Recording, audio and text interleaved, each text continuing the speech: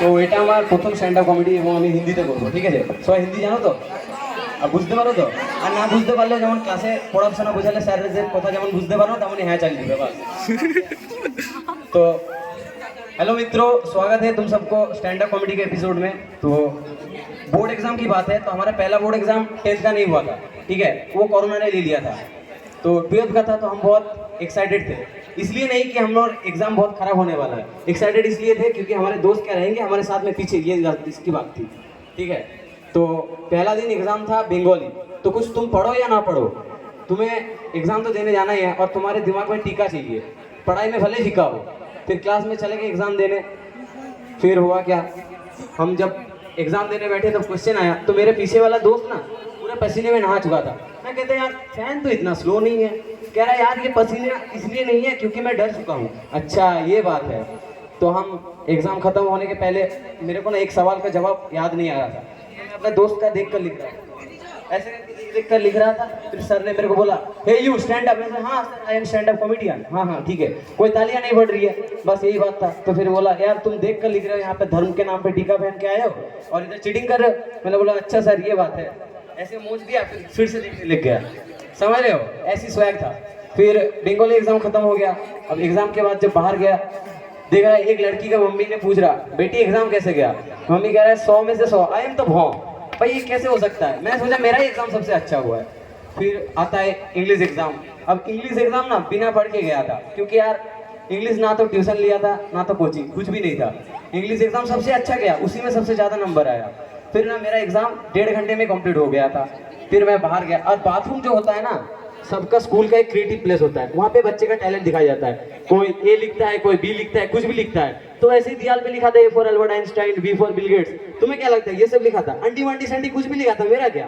फिर मैं भगरा गया।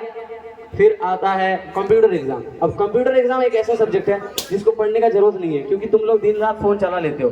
तो मैंने क्लास 5 to 10 पावर पॉइंट और पेंट से ही काम चला लेता था। फिर क्या, एग्जाम देने गया, एग्जाम में कुछ समझ नहीं आया। और जिस बंदे से उम्मीद थी कि वो मुझे दिखाएगा, जो स्कूल के टीचर से पढ़ता था, जिसको सजेशन के बारे में सब आइडिया था, उसको जब मैंने पूछा कि यार ये बता दे, यार मैं तो खुद नहीं कर रहा हूँ, मैं तो क्या उसलिए गया था कि पढ़ने की, जब कुछ नहीं कर पा रहा, छोड़ तेरे से क्या उम्मीद है। बस एक ही क्वेश्चन करके आया था कि 2 सर्च इंजन का नाम बताओ। बस अब तुम लोगों को पता है गूगल क्रोम ये सब, और क्या ही बोले। फिर आता है बायोलॉजी एग्जाम। सबको लगता है कि साइंस का बायोलॉजी सब्जेक्ट सबसे ईजी है, नहीं है भाई साहब। इतना क्वेश्चन घुमा के आया था, इतना तो मैं कल स्कूल के पीछे नहीं घूमता था कि लड़की आएगा भगाने ले जाऊंगा, ठीक है?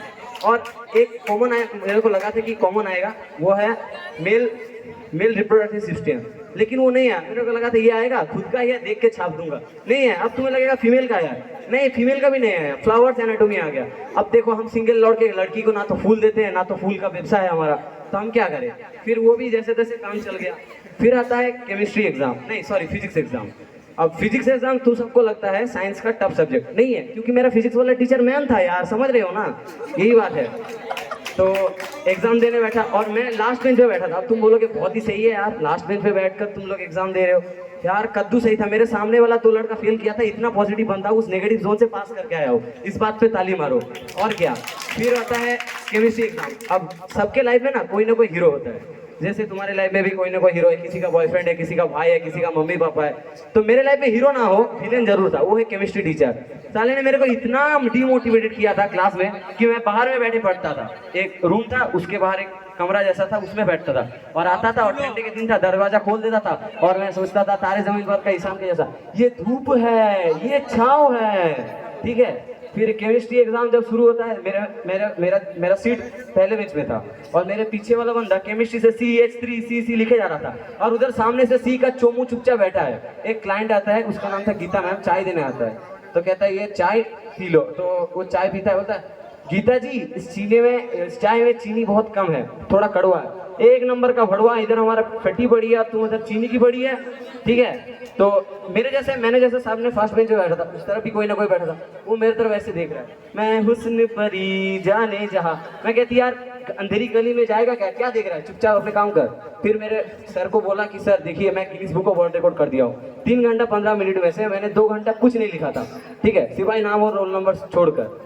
फिर यार आधा घंटा टाइम मिलता है देखने के लिखने के लिए। वो वाला दोस्त तो रो चुका था कि सर एक बार देखने दे दीजिए सर, ठीक है, नहीं तो घर से निकाल देगा।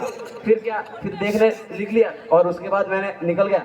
और उसके बाद आता है एग्जाम खत्म, तो एंजॉय तो करना है, भले एग्जाम खराब गया है तुमको मोमेंट एंजॉय करना पड़ेगा, क्योंकि अगर जिंदगी में मोमेंट को एंजॉय नहीं कर पाओगे तो मेमोरीज नहीं बनेगा। तो मैं बस लास्ट में एक ही मोटिवेशन दूंगा, यूट्यूब में तो बहुत मोटिवेशन देखते हो, फिर भी 2 मिनट के लिए काम करता है, एक ही मोटिवेशन दूंगा, वो है ये जिंदगी है, तुम्हें जो कुछ करना है करो, बस तुम्हें लोग ताने मारेंगे, तुम गिरोगे होगे फेल, बस अपने में मेहनत करो और हार्डवर्क करो बस, और कहो ऑल इज वेल।